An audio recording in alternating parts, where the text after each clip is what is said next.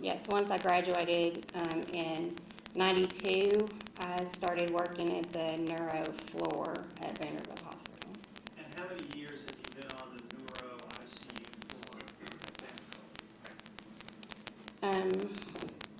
In the ICU, it's been pretty close to 28 years. I left a few times just for brief stints where I worked in PACU for 6 months, and then I worked with one of the neurosurgeons as his procedure nurse for roughly 6 months. But since '94, with the exception of those 2 times, I've been in the neuro ICU.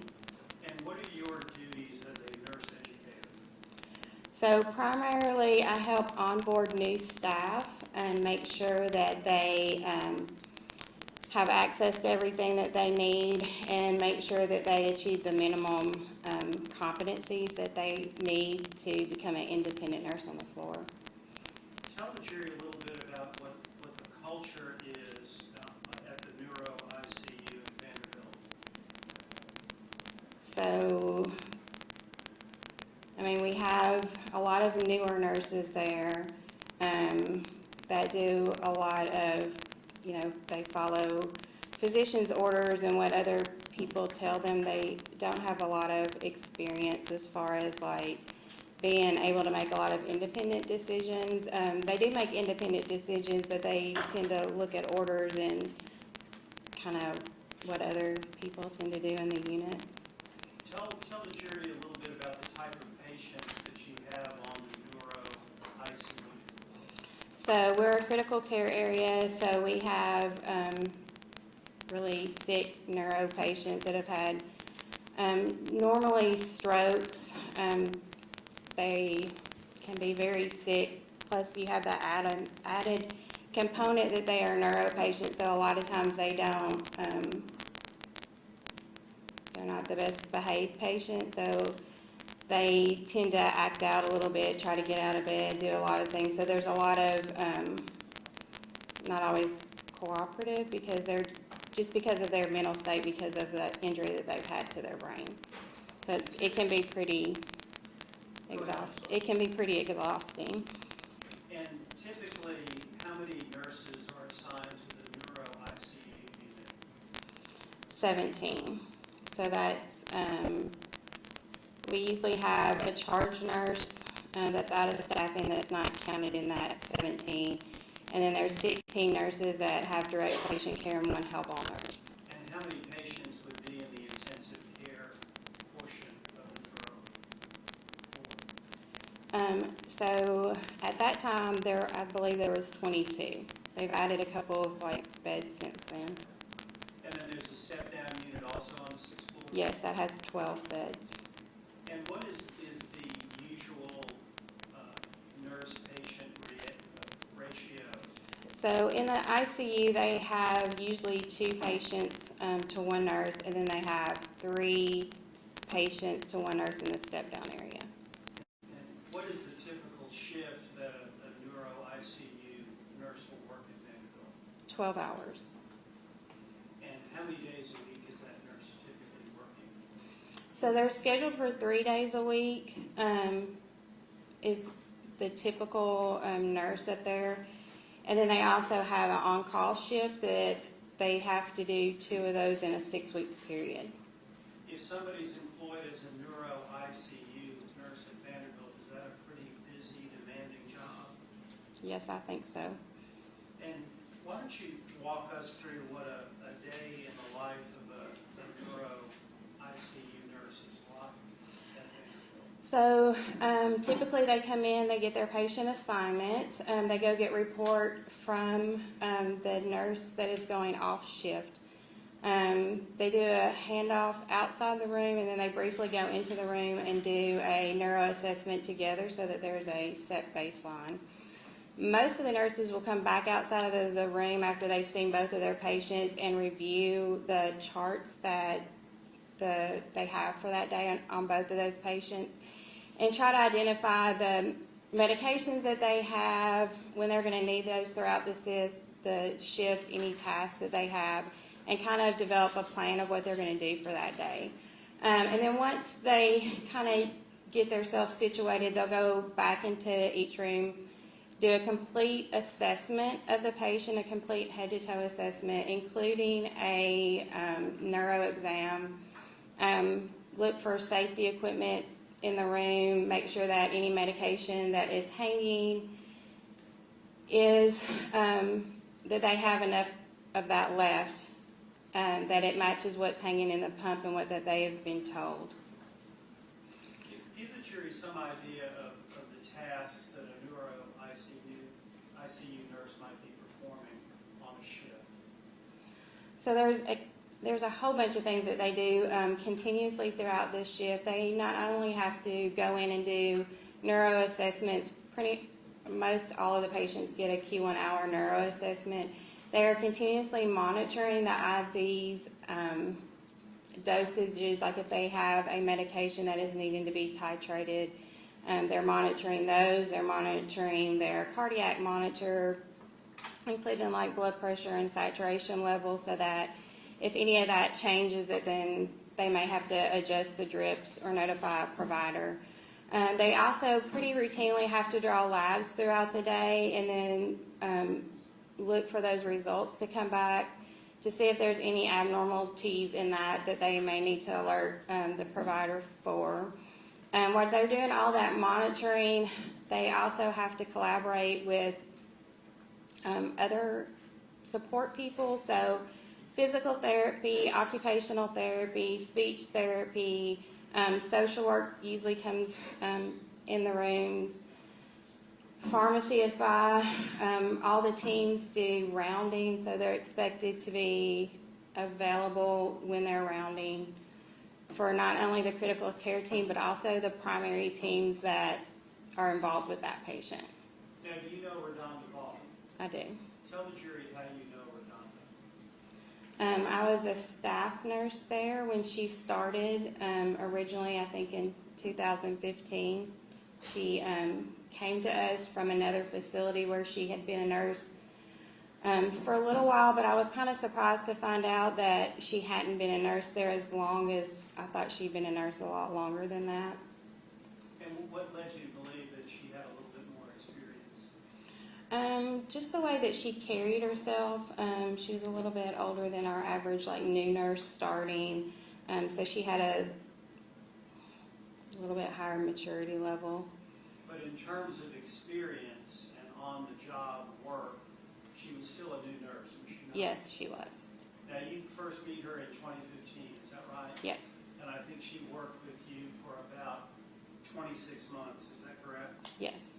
I want to talk a little bit about that 26-month period, and I'd like to direct your attention to the fall of 2017 and ask if there was an issue that had arisen at Vanderbilt University Medical Center about overriding medications. In general? Yeah, first in general. So, in that fall, we had gone to a new electronic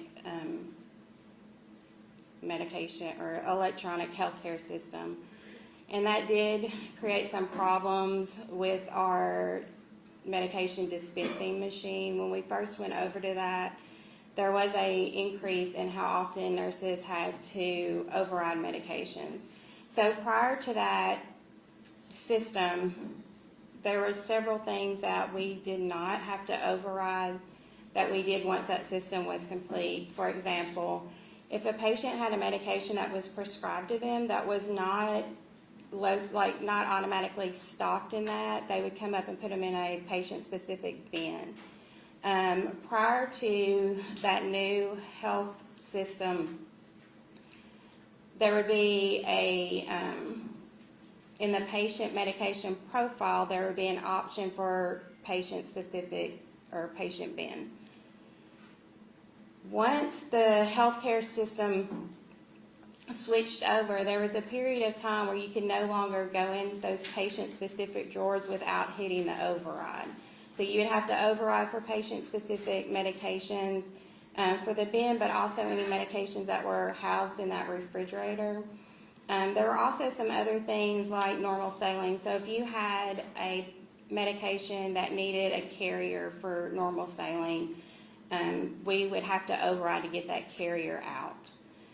We also had to override normal saline if you had a patient that needed our arterial line, which has normal saline providing pressure behind it to help keep the vessel open so that you can see a blood pressure. So we had to override for that. So there were several rather benign things that you had to override. I don't know exactly for how long, but for a considerable amount of time to where it became pretty routine for people to do. And what months are we talking about in the fall of summer, fall of 2017? So our new computer system went up November 7th, I believe, of that year of 2017. And then I'm not sure exactly how long those overrides lasted, but it was several weeks to months. I'm not really sure. And that several weeks or longer that the AccuDose machines were being used in an override function, did that sort of become the new normal? Yes. And what happened after they worked out the kinks after November and had better communication between the software, for example, from the electronic health record to pharmacy, et cetera? So sometimes there's a frustration even after all the overrides were taken out when the systems have to communicate with each other. So when a provider puts in a medication order, it then is verified by a pharmacist. Once a pharmacist verified it, it doesn't instantly show up in the medication machine. There is a delay between the two systems. So based on your experience of working there, during this transition period and after, had overrides become pretty common? Yes.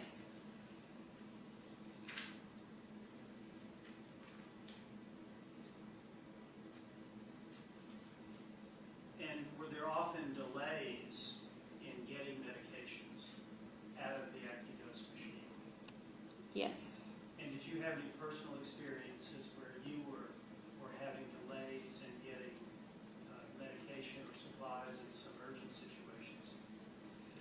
So I can think of one particular time where a nurse had asked me to get out an antiemetic for a patient that was vomiting, and I asked her if an order had been placed, and she said it had. So I went to the medication machine and I logged on, and I didn't see it in that patient's profile. So I logged off. I let somebody go ahead of me that was needing to use the machine. I logged back on, and it still wasn't in the medication profile. I then checked to see if an order was done for that, and the order was in there. So I went back to the machine, and then I logged back on again, and finally on that third time of logging in, I was able to see it in the profile. And you are called the nurse educator on that floor, is that right? Yes. Tell the jury a little bit about how you interact with the other nurses in your role as a nurse educator. So I try to be a pretty hands-on educator. I do, the regular kind of competency things. I teach it to a few classes, but I also try to go out on the floor so that everybody is really familiar with me and comfortable with me. I do field a lot of questions throughout the day from the staff. I also try to insert myself into kind of their workflow so I can do kind of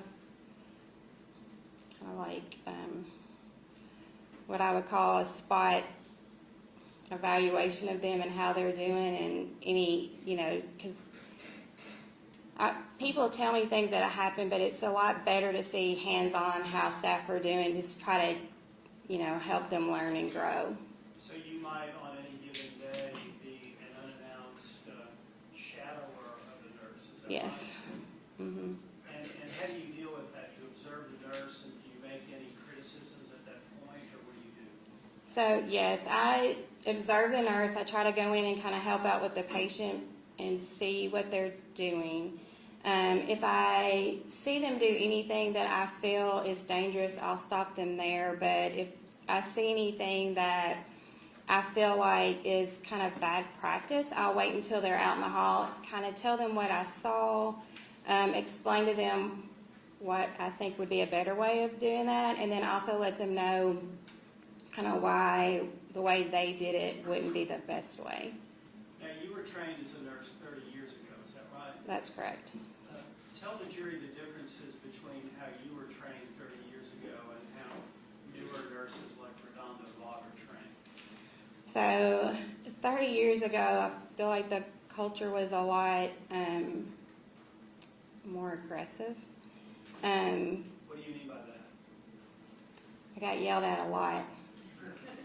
And now that's not really considered. If you yelled at somebody, then somebody would come and tell you that wasn't appropriate.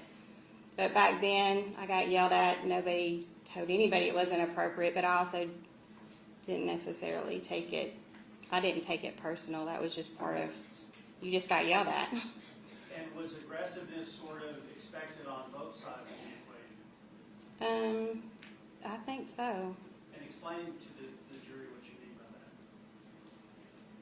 that. About, You're talking about the people training you were aggressive. yes. Were the nurses trained to be a little more assertive? Yes, yes, they were. I had I guess an example would be is I had a patient that wasn't doing well that I felt needed to be put on a breathing machine. I told the resident about it. He didn't really agree with me. The nurse who was orienting me at the time came up and basically threatened my safety if I did not stress with him more strongly that that person needed to be intubated. When he still wouldn't do it, she again very aggressively told me I needed to call the attending physician and have that patient intubated, which I did. And then after that, the resident came and yelled at me for getting him in trouble. Now, how has that dynamic changed today with newer nurses? I think today with the newer nurses that they may question what a provider says, but they're not necessarily going to push back quite as much on what they're told. They're going to kind of go with the flow, I guess.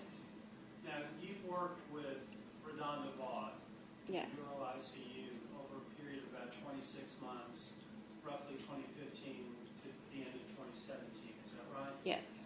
And you had the ability to observe her performance. Mm-hmm. And how would you characterize her performance over the 2 years that you were supervising her as an educator? So the best I can remember that she was a very good nurse, especially considering her years of experience that she had had.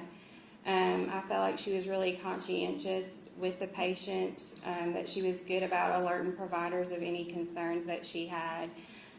What stands out most with me was she was very, I guess, friendly, or, she really developed a good relationship with family members. How was she progressing as a nurse in terms of being given more responsibility when you worked with her? So she started out as a staff nurse, just really responsible for her own patients, and then she became a preceptor and oriented newer staff that came to the unit. And let's pause right there. I think we all know by this point, but again, for the record, what is a preceptor and what is the preceptor's role? A preceptor is a nurse that has previous experience in the unit. Usually we like them to be there at least a year as a staff nurse. And then they take on the responsibility of orienting new staff and making sure that they are aware of policies that are for Vanderbilt, how to take care of patients, the basic competencies that they are aware of that. And on the day in question here, December 26, 2017, RaDonda Vaught was functioning as a help all nurse. Where is that in the progression of responsibility? So usually once they have become a preceptor, then they can progress to being a help all. They kind of have to show that their willingness to help other staff members a little bit. They're a little bit more able to answer questions and be a kind of a mentor for other staff members. Now, you said she was a good nurse, Yes. correct? But she was still really a new nurse. Is that accurate? Yes. Were you familiar with what her work schedule was that Christmas week in 2017? So it was my understanding that she was on her third day in a row of 12-hour shifts. So Christmas Eve, Christmas Day, and the day after Christmas.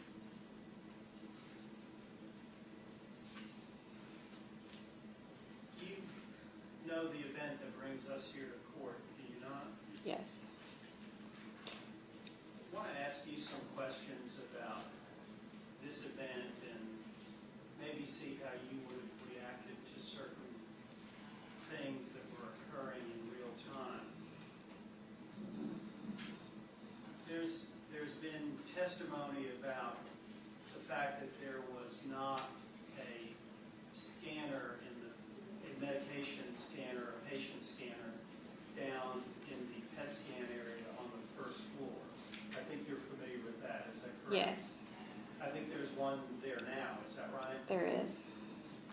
Now, if you had been assigned Charlene Murphy on December 26, 2017, and you got down to the PET scan area and saw that there was no scanner, no way to scan a barcode that was not available, what would you have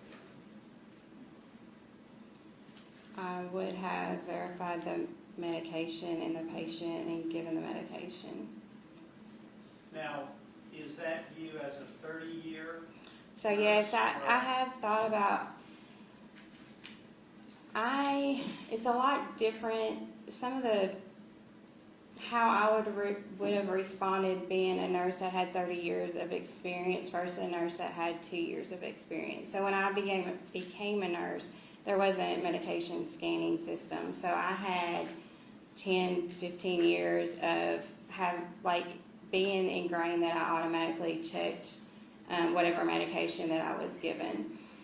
The nurses nowadays that since scanning came out are very reliant on scanning medications. So that's one of the things that I've noticed when I go out and kind of shadow nurses is they get medications out of the machine. They go into the patient room, they scan the patient, they scan the medications, and I feel like a majority of them don't look at the medications unless they get that pop-up warning on their computer that says, hey, this isn't ordered, this dose isn't the right dose. If you have a medication that requires 2 pills and you've only scanned 1, you'll get that order up on there. So there's quite a bit of difference in what I do as a 30-year nurse versus what a nurse would do as being here a couple of years or practicing a couple of years. You could sure you some idea of how many times during a shift, a 12-hour shift, that a neuro ICU nurse would be scanning medication. So, well, if you consider they have 2 patients and they're critically ill, so they get a lot of medications, and a lot of those patients get medications every 2 hours. So potentially they're scanning multiple medications on each patient every 2 hours. So over the course of the day, many medications are being scanned. Yes. And if somebody is working a 12-hour shift 3 times a week for 2 years, and that scanning process has worked every time, that the machine has produced the correct medication every time, what would that have, what kind of an effect would that have on a nurse? I mean, they would be conditioned that the majority of time I got a medication out of a machine, it was the right medication.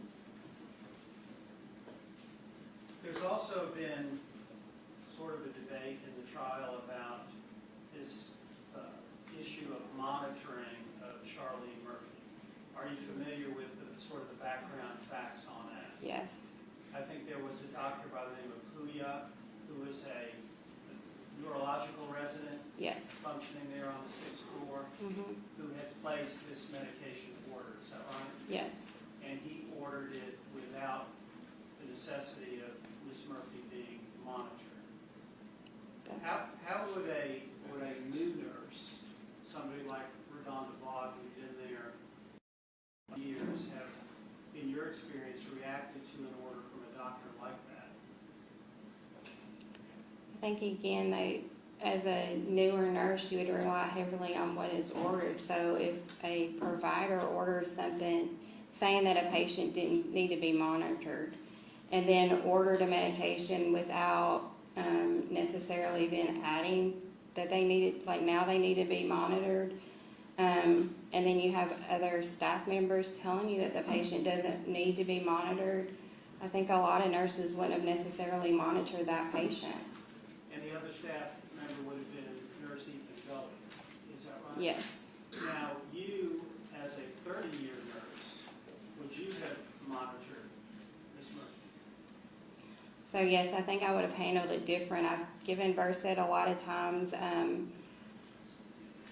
Originally, whenever I started in the ICU, the staff nurses routinely did sedation, conscious sedation that we don't allow them to do now. So I have a lot more of experience to pull on. And so I think as a nurse of 30 years, I would have gone down when I gave the medication. I don't believe I would have picked her up to a cardiac monitor because it was 1 milligram. And I haven't had the experience of that creating a lot of respiratory depression. But I would have stayed and made sure, I would have found out from the technologist how long the scan took, or she immediately going into the scan.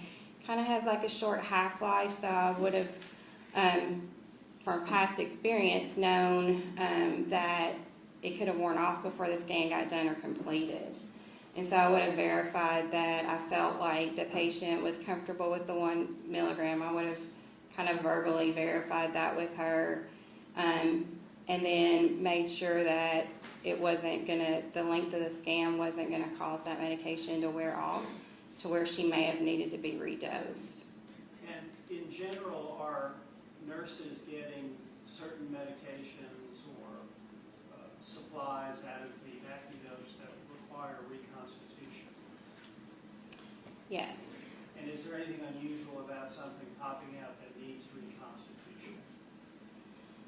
There's lots of meds that they reconstitute. There's several antibiotics that they reconstitute. There's a couple of, there's Prilisex for your stomach they reconstitute. And those are all relatively benign medications that there's always any risk with a medication, but those have relatively low risk, and they reconstitute those pretty frequently. Now, this medication, although it was retrieved on the 6th floor, it was actually administered on the 1st floor.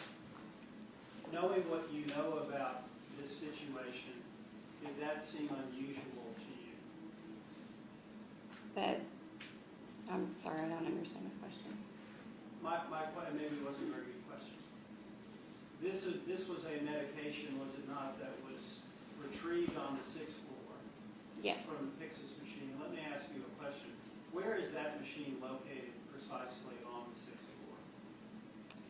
So it's located, we have 3 of those machines. They're all located in hallways. The one that I believe she retrieved the medication is kind of the main one, and it's in kind of a high,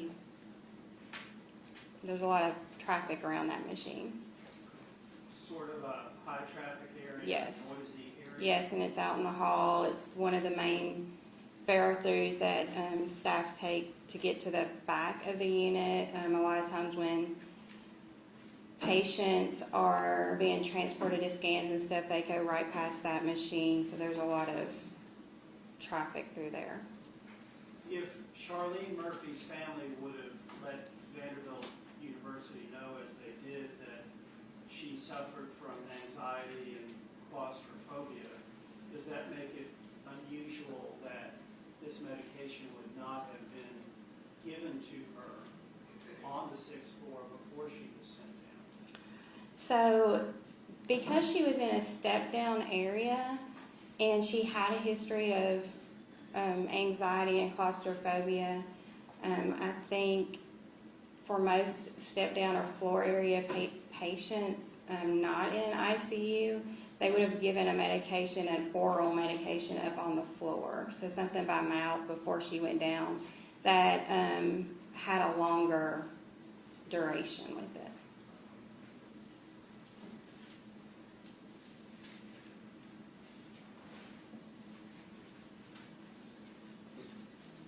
What sort of changes were made at Vanderbilt University Medical Center after this event? Nothing immediately was changed. And what do you mean by that? So when this event happened, there was no changes made until the CMS came in. And that would have been late October, early November? Of the fall, 2018. yes, of the following year. I think it was in December of the following year. And or this close is to that. an unannounced visit about a year later? I would object to leading a lot of these questions. When was that? It was the fall of the following year that they came in, and then when they came in, then Vanderbilt did make some changes that directly related to this. One of the things that I thought was one of the better changes is they changed the medication to where it said paralyzing agent in front of all the paralyzing agents. So you couldn't pull it by the name anymore. You had to kind of pull it by what the category of it was. They also changed a little bit of the list of how you overrode medications. Prior to that, the list was kind of long. You'd have to flip to another screen to get some of the categories to see what. So they shortened that list. Were there any changes in the transportation of patients? Yes, we did audits of transportations of patients. So they had to, prior to them coming, sometimes patients would have orders that they could transfer off the unit unmonitored, even if they had telemetry. So they would have telemetry orders, but then they would kind of have an amendment that said that it was okay for them to travel off the unit unmonitored. After that happened, the nurses were asked if a patient was on telemetry not to request an order to transfer off the unit unmonitored. They would have to stay on the monitoring machine. There was also a kind of a revision of policy on sedation medications. And it said that anytime a medication that may cause sedation was going to be given for the first time, the nurse would need to stay with that patient and monitor them for 5 minutes. This included not only medications that were sedating, but also narcotics that could cause a person to be sedated. We also implemented training for all staff on sedation. That wasn't prior to this. So all new staff coming in now have training on different levels of sedation and appropriate monitoring for those levels. Now, you have been a nurse for 30 years. Yes. How common are medication errors? I mean, in general, if you look at the literature, they say that there's medication errors in healthcare facilities every day. And does Vanderbilt have certain committees that are formed exclusively to deal with medication errors? Yes, they have several committees that look at medications errors throughout the hospital and best practices for those. And if they look at those and try to determine if anything needs to be changed related to that medication or how the processes can be improved. And there are people that are actually hired to serve on these committees. That it is part of certain people's job roles to do that. Mayor, may I have one moment?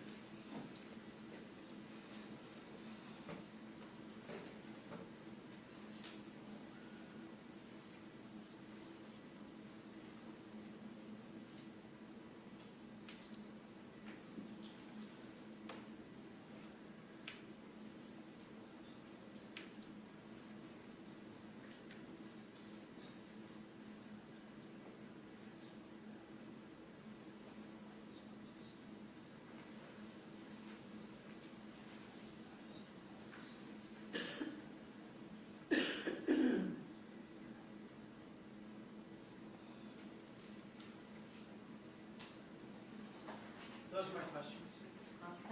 Thank you.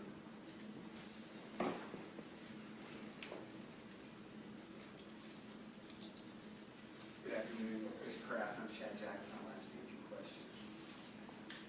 Do you know how many nurses were staffed in the neuro ICU on December 26th of 2017 at 2 o'clock in the afternoon? I do not.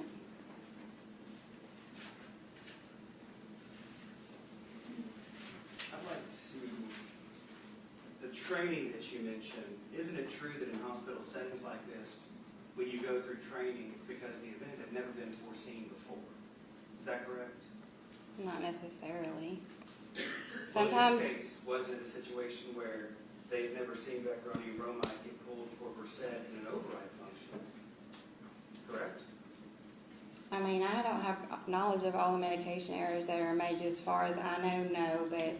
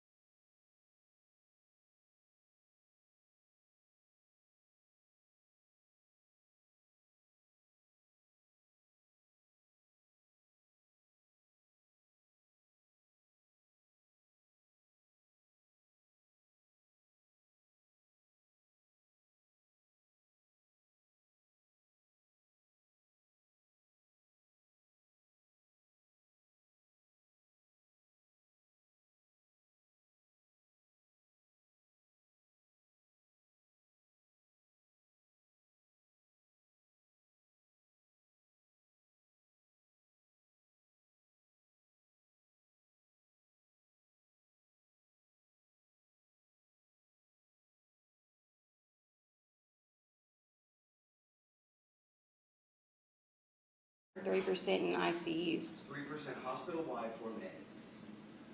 So I would say that the percentage in ICU is higher. So are there other places where there's zero overrides that would bring that average down? Yes. Okay.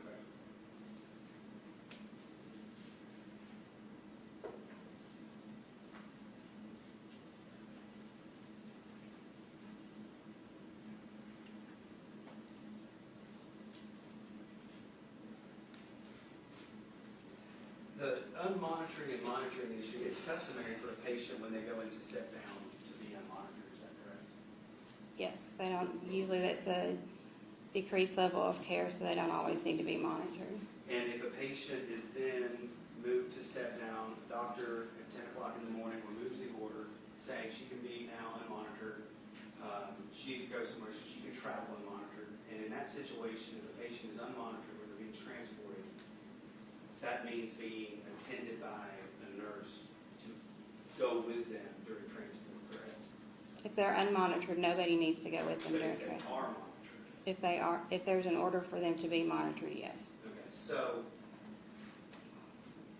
in a situation where a patient is unmonitored and you give a sedative, are you saying that you do not have to assess that patient at all if you think they are supposed to be unmonitored? I'm saying that with my years of experience, it would depend on how much the sedation was, if they had had anything else that was sedating their level of consciousness to start out with. I don't think all new nurses with just a few years of experience necessarily think of all these factors every time.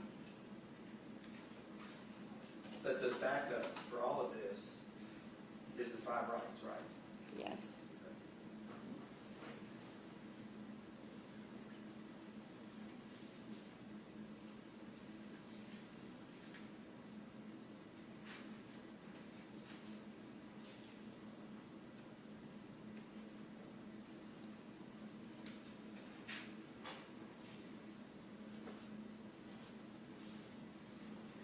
So you said that Ms. Vaught was on her 3rd day of a 12-hour shift.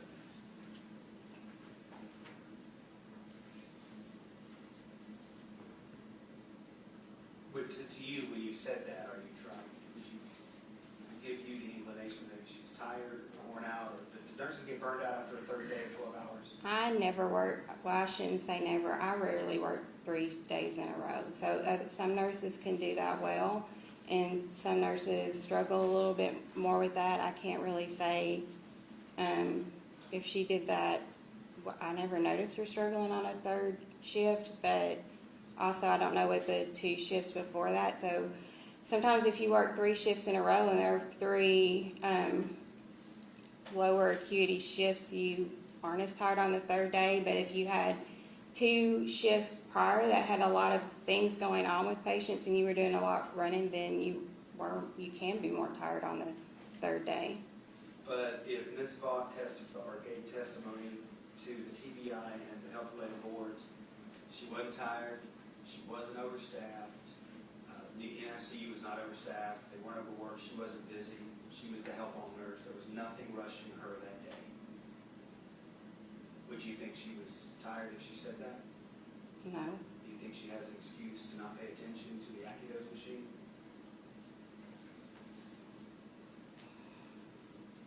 Not in the relationship. I don't Let me- know what you want me to say. No, I'm just wondering because I'm not trying to pick on you.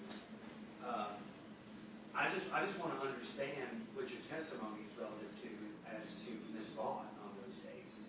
And you said she worked 3 12-hour shifts, but do you know if she was tired on the 3rd day that she was there? I don't know that. You're telling me that she said she wasn't. If she did, yes, that's what she did say. So do you think she was tired that day if she told other people that she was not overworked or that she was tired? No. So when the Acudose, when you made a mention about, the pop-ups, you didn't pay attention to the pop-ups. Can I get Exhibit 8?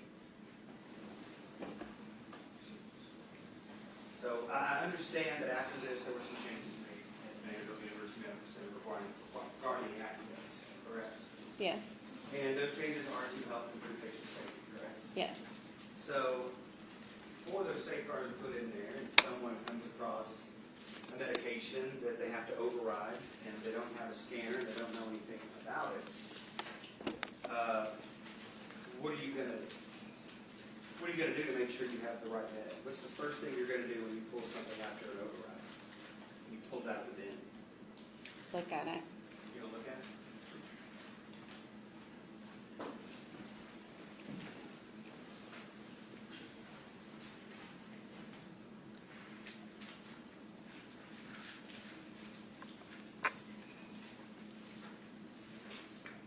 Can you tell me what the top of that line says? Paralyzing agent warning. Okay, if you had that medicine in your hands, let's say you didn't look at it first, what are you going to do before you give that medication? Let's say it's powder form in there. It's Yes. powder, and you're going to reconstitute, correct? Yes. All right. How are you going to know how to reconstitute? I'm gonna look. I'm gonna look at the vial. Okay, so go through that. Read out what you would read and what you would see as you're looking at the vial in order to reconstitute that medication. It says reconstitute with sterile water for injection or compatibility IV solution. Okay. At the top of that vial, what does it say? Above that in reconstitution instruction. Above it, it had. Probably hard to read, I'm sorry. It is hard to read.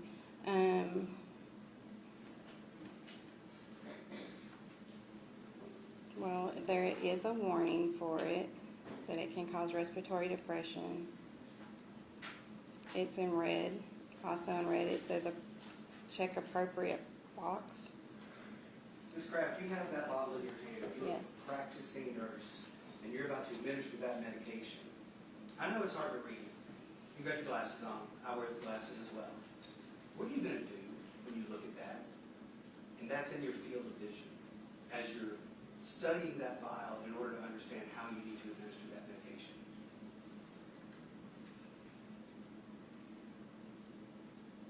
I mean, I'm going to look for where it says to reconstitution. If you see the warning, what are you going to do? Are you going to keep going? I'm not going to, I don't know that I would read every word on the bottle. Okay.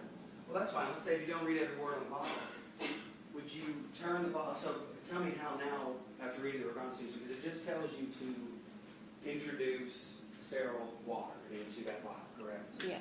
And when you introduce, so how do you know how much sterile water to introduce? It's, Does it say on the back what the instructions are?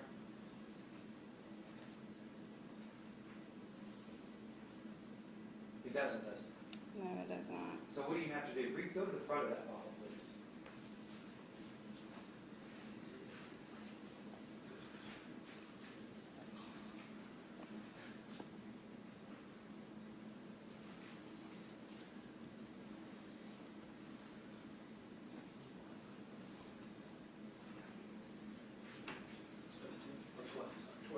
Sorry, I'm sorry. How do you reconstitute that? What matter of, or how much liquid do you need to introduce to that sterile water into that vial in order to administer that medication? 10. Okay. How do you know that? It says it on the front, And where does it say that on the front? at the bottom. What's right above it? 2 milligrams.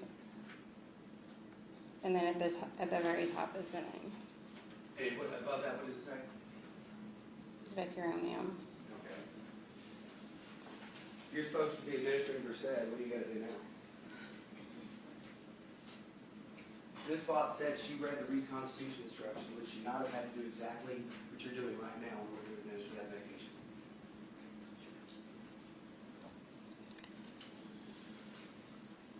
So guessing I would think that she would see the name. Don't guess. What would you do? Mr. Strance asked you what you would have done in this situation. In this situation, you're a reasonably prudent nurse, aren't you? Yes. Okay, and you follow your training and experience, right? Yes. So what would you have done? If that was for your patient or a patient that you were asked to help, that you've never met before, that you didn't know who it was, you walk down and you ask somebody, hey, is this the Versed patient? You don't even know her name. But what do you do in that situation before you put the contents of that vial into her central line of her neck? I mean, I would have read the name. I'll take that back from you, so I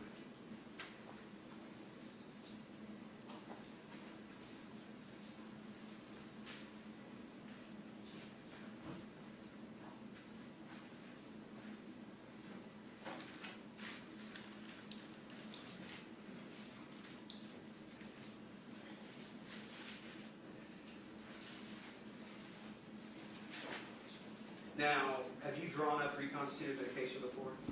Yes. And when you draw up a reconstituted medication such as like Becaroni, and you're supposed to give 1 milliliter, 1 to 2 milligrams, sorry. How much would you draw into the syringe? The majority of it. Why would you do that? Why would I draw the majority of it? If you only need 1. Because it's really hard to draw from one. There's usually air and stuff, so I usually draw the whole thing up. And then when I give it, if I'm giving 1 milligram and I know that's 1 cc, then it has tick marks on it. I go to the next cc down. Does that make, there's, Yes, so if you drew it all the way up and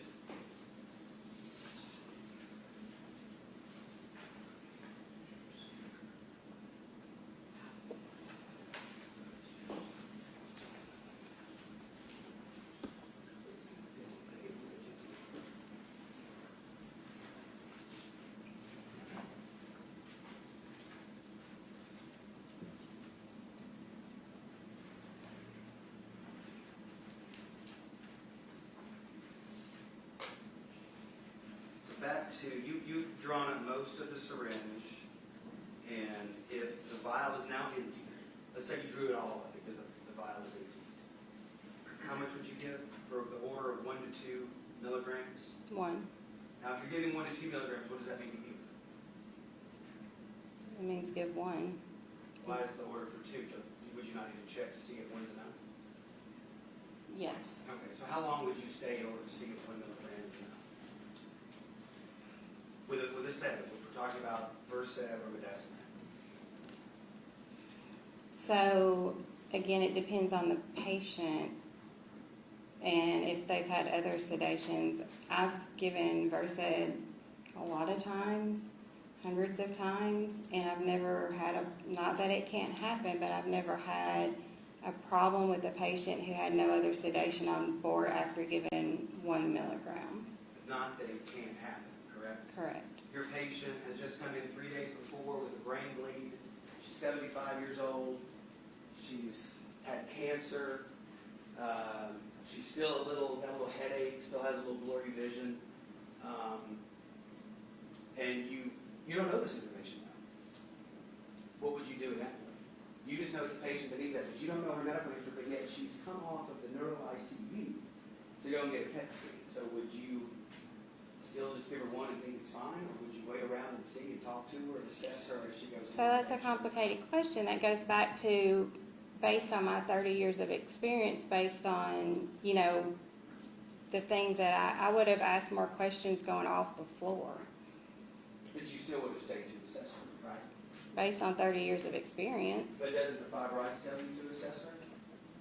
After I gave the medication, You're giving a sedative, or you're not going to check blood pressure or pulse ox because it does suppress the respiratory system, does it not? Versed or Midazolam? so yes, that's not part of the 5 rights, but no, I wouldn't have necessarily hooked her up to a monitor for 1 milligram of Versed. If you don't have a monitor, there is no telemetry. What do you do? I would have asked her if she felt better, if she felt more relaxed. Would you have asked her that as soon as you gave her the medication and then seconds later turned around and walked out? No, based on my experience, I may have waited a few minutes longer than that.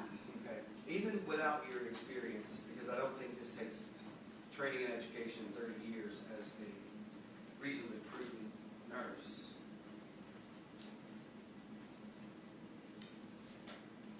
If that's a syringe, you drew all the medication in, and you were supposed to give 1 milligram, why is that plunger at the 8, and why is there a bubble all the way to the 6?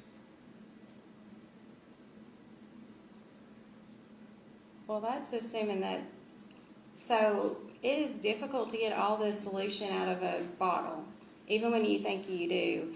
If I'm only given 1 milligram and there's 10 cc's in the bottle, I'm probably going to pull up the majority of it, but am I going to pull it all the way up to the top? Probably not. There's also air in the actual needle of that syringe, so when you pull it up, there's a lot of times there's air left a little bit in the syringe itself. So whenever I go to give that medication, I'm going to hold it to where the bubble's at the top, and I'm going to look at the tick mark and go down to the next, where it would be 1 cc worth. Okay, correct. So now, if I tell you, show you, let me just tell you, there's nothing left in the vial. I can actually show you this picture. Hold up in the journal. You can see it. Exhibit 12D.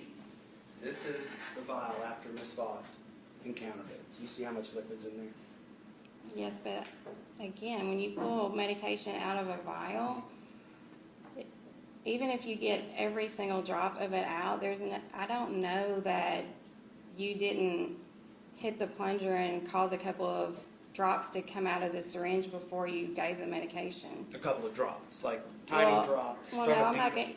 No, it doesn't. Like, I've hit syringes and had a whole cc come out before, so I can't say based on these pictures without seeing that. And is that a rare occurrence when you hit the syringe and knock a whole cc of a controlled substance out of the syringe? I'm not. Do you do it often?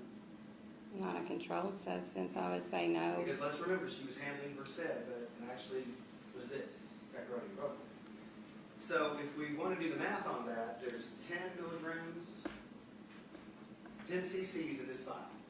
Draws everything up. Let's say that the lab report says that there's half a milliliter in that vial. There was Ms. Vaught's 1 milliliter that she said she gave. How much is supposed to be left in that syringe?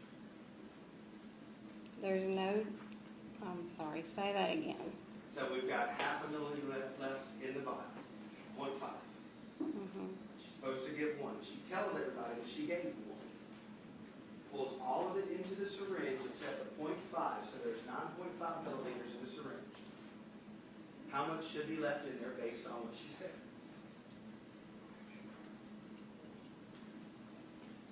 That's her testimony in the evidence. So how much? It's just math. How much should be left? 8.5. How much is in that syringe? You said that there was, first you said there was, you're confusing me, because at first you said there was nothing in the vial. Then you said there was a half a cc. There's So a half a cc in the vial. assuming there's a half a cc in the vial, and I've pulled up 9.5 cc's, and I gave 1, then there would be 8.5. How much is in the syringe that's on the screen?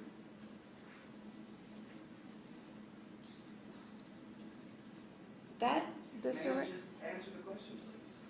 The syringe. Well, first of all, it's tilted, so I can't really tell for sure exactly how much is left in the syringe, because I can see that there's fluid that goes up to the side of the syringe. So without getting that, like turning it up and getting the air out, I can't say exactly. Well, Like, you're asking me to speculate on how much fluid I think's in a syringe that. Well, it's between 6 and 8, isn't it? The plunger's at 8, so it can't go any further than that. So Well, there, yes. All right, and the bubble's at 6. So between 6 and 8. So that means that this Vaught gave Charlene Murphy too much medication, even if it wasn't Versed. Is that true? Is that No. You agree with me? You don't No. agree with me? Okay. I'm sorry, I would have, if you handed me a syringe that she had just gave me and asked me to look at it, but you're asking me to look at a picture of a syringe that was a year later. So I'm not going to speculate what she may have given. Do you agree with me that there's at least 8, between 6 and 8? The bubble's between 6 and 8, right? According to that picture, I'll agree with you on that. Okay.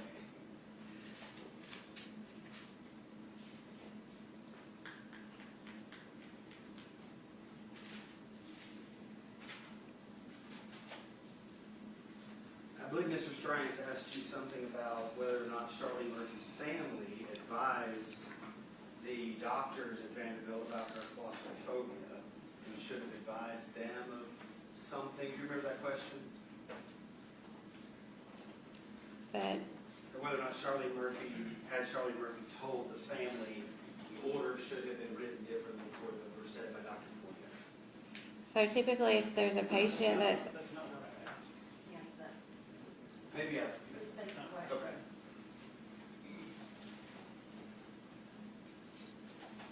If the family had notified, well, let me just ask you this. Is the family of a critical care patient responsible for double checking the orders of the No, that was doctor? not my question. That was not the question, John. You're asking a separate line of questioning, that's fine, but that was not the question asked. I must have put it wrong. I'm sorry.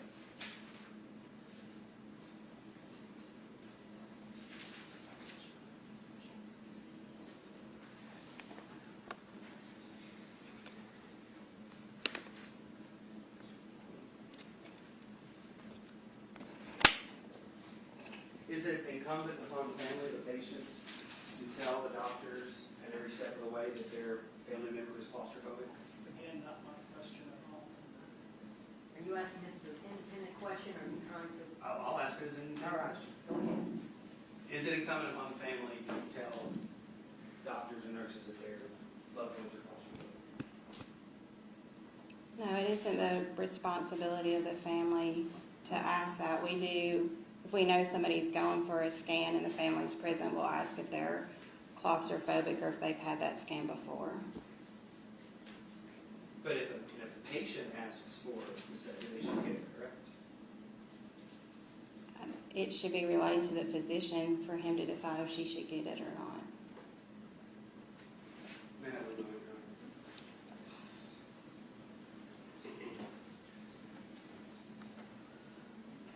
There's no question, John. Thank you, Ms. Kraft. Correct? Just a couple of questions. Ms. Kraft, I think you understood my question. My question was, why didn't Dr. Poya or anybody else on the sixth floor heed the warnings of Ms. Murphy's family? That was my question. Is that how you understood it? So why didn't I? Yeah, when I asked you a question about Dr. Poya and why wasn't this medication administered on the sixth floor, in light of all the efforts that Ms. Murphy's family made to educate everybody at the hospital about her anxiety and her need for sedation? I don't know why it wasn't given on the floor. Her being a step-down patient, I think it would have been more appropriate for her to get something before she went down because of her step-down status. Are nurses at Vanderbilt University Medical Center encouraged to scan medications? Yes, And why are they encouraged to scan to medications? prevent medication errors. And are there also some practical other reasons why they do it in terms of billing? Your Honor, I think this is beyond the scope of cross-examination. I'll allow it. Yes, For purposes of billing, I would assume, to show record, yes, that it was given. and purposes of reorder.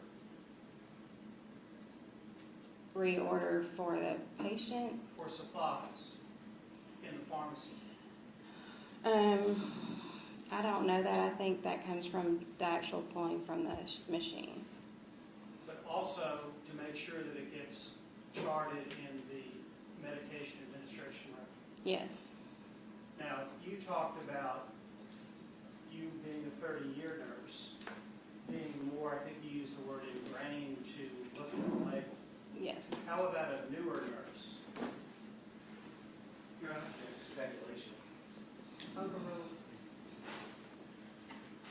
I don't think newer nurses are quite as ingrained to do that because they rely so heavily on the scanning system.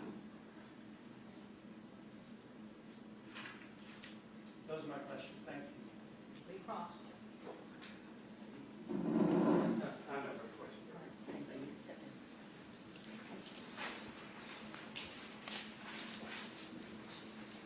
Our next witness. Your Honor, that's our proof, the defendant arrested at this time. All right.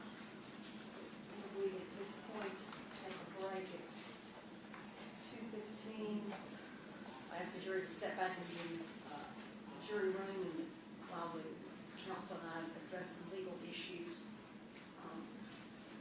Well, we'll just step back, and I'm not sure exactly how long it will require, but when you return to the jury assembly room, the jury room, remember not to discuss the case, don't form or express any opinions. You'll be instructed further momentarily.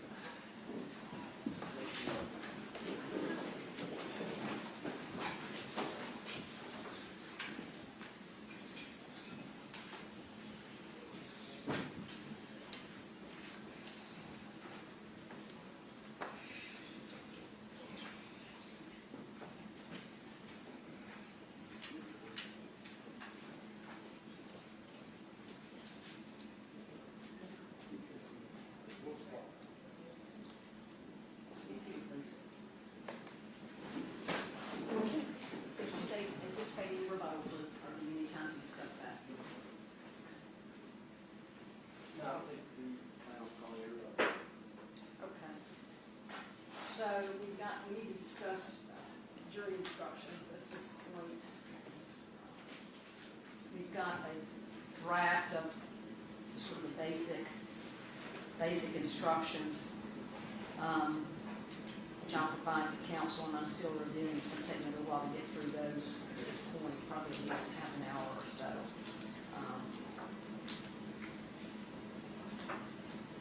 Before we do that, Mr. Stryance, we need to, if you would, go through the Mulan colloquy with Ms. Vaught before we Yes, Your wrap Honor. up. I and have move a on to form instructions. here that I will go through. All right, we'll do that. It's on the record.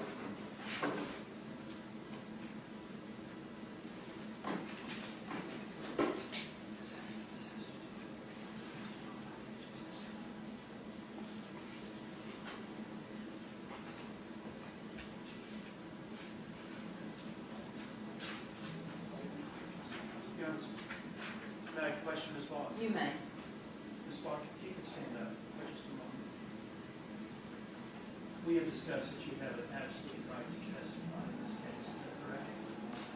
I believe you have a response to that. The court has provided us with a form that's entitled Waiver of Right to Testify During the Trial.